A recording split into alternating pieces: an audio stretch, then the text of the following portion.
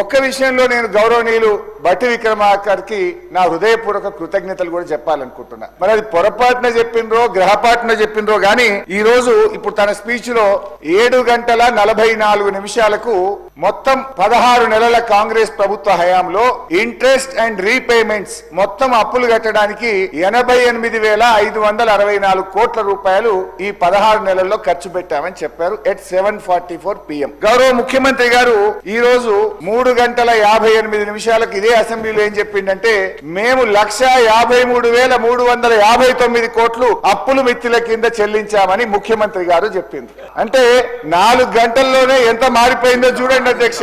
అయితే ఇక్కడ బట్టి గారు చెప్పింది నిజం, ఎందుకంటే వారు ఫైనాన్స్ మినిస్టర్ గా చెప్పిండ్రు. ముఖ్యమంత్రి గారు కొంచెం ఏదైనా బురిడి కొట్టించి మేము 1,58,000 కోట్ల అప్పు తెచ్చినాం, ఇలా 1,53,000 అప్పులకే కట్టినామని కార్పొరేషన్లే లేని అప్పులు. ఇలా అప్పు అంటే అధ్యక్ష రాష్ట్ర ప్రభుత్వ ఖజానా నుంచి కన్సాలిడేటెడ్ ఫండ్ నుంచి ఏదైతే మనం కడతామో అది మాత్రమే రాష్ట్ర ప్రభుత్వ అప్పు.